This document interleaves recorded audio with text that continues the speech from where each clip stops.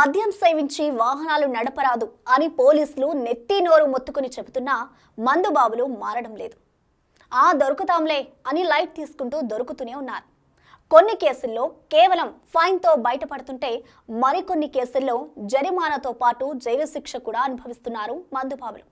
అయితే మోతాదుకు మించి మద్యం తాగిన ఓ మందుబాబు జడ్జి ఎదుట ఇకపై మద్యం సేవించను సార్, మంచివాడుగా మారుతాను అని మొరపెట్టుకున్నాడు. దీంతో ఆ న్యాయమూర్తి కూడా మంచి శిక్షే వేశాడు. ఏంటా శిక్ష ఇప్పుడు చూద్దాం.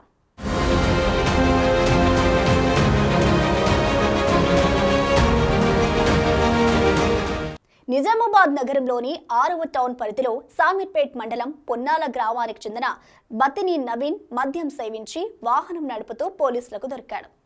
అతనిపై కేసు నమోదు చేసి Nizamabad special judicial second class magistrate Ajmeera Saketh Kumar ముందు హాజరుపరిచారు పోలీసులు. అయితే పాశ్చాత్యపడ్డ నవీన్ జడ్జి ముందు ఇకపై మద్యం తాగను, మంచివాడుగా మారుతానంటూ మొరపెట్టుకున్నాడు. దీంతో నూతన క్రిమినల్ చట్టాలను పరిగణలోకి తీసుకున్న న్యాయమూర్తి ఒక రోజంతా నవీన్ సామాజిక సేవ చేయాలని తీర్పు చెప్పారు. డిచ్పల్లి మండలంలోని మానవతా సదన్లో అభాగ్యులకు సేవ చేసి మంచివాడిగా మారాలని ఆదేశించారు. వెంటనే అమలు చేయాలని పోలీసులకు సూచించారు. అయితే జైలు శిక్ష వేస్తారేమోనని భయపడ్డ నవీన్ ఊపిరి పీల్చుకున్నాడు. మానవతా సదన్లో సేవ చేసి మంచివాడుగా మారతానంటున్నాడు. ఏది ఏమైనా ఈ న్యాయమూర్తి విధించిన శిక్ష ఇప్పుడు జిల్లాల్లో చర్చనీయాంశమైంది.